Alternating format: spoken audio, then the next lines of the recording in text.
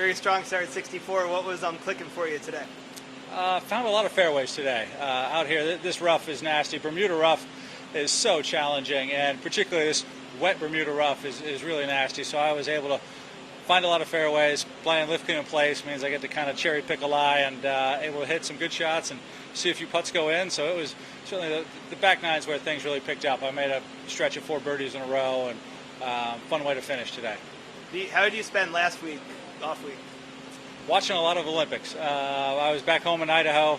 I actually made a couple stops. It was a short week because I went to see my instructor out in Long Island for a couple days, and then saw my son play a junior tournament in Salt Lake for a couple days, and then home to Idaho for a couple days before the quick turnaround. But certainly love watching the Olympics. I did a good job of not seeing many results before I actually watched it on TV, so it was an exciting week of just sitting back and watching the Olympics happen. Did you play any golf with your son when you were back home? I did. I played a couple times. I watched him a couple rounds in a tournament in Salt Lake, and then played a few rounds at home. And he got the best of me. First time he's taken me down. So one of those days knew it was going to happen sooner than later. Knew I'd be proud, but at the same time wanted to hold it off as long as I could. What course was it at? What did you shoot? It was 200 to 1 under. What course? What course? It was a tough day. It was a tough day. Yeah. What was the course called? Gaza Ranch. You've been in every one of these FedEx Cup playoffs. How much are you thinking about that this week with your back against the wall to do it? But not much. I don't think thinking about it is going to help a whole lot. I've never been one to be a huge leaderboard watcher. I've never been one to look at any of the points list. I've never seen how that can help you play better. Every one of us wants to play well this week. Worrying about how many points I need to get is not going to help me play better. And so I've never been one. If you asked me where I stood, I wouldn't know. Now we get those texts, and I kind of know where I stand with points, but I wouldn't know how many points I need. I wouldn't know any of those things.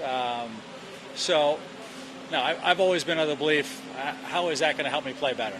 What's clicked the last 2 events that you didn't have the rest of the year?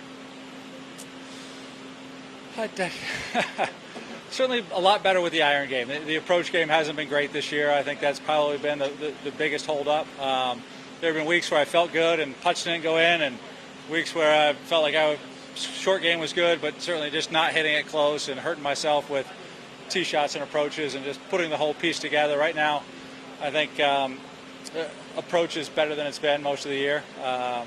Made some good putts last Saturday. Made a bunch of putts, or Saturday at 3M. It was a great round, and here saw a handful of putts go in.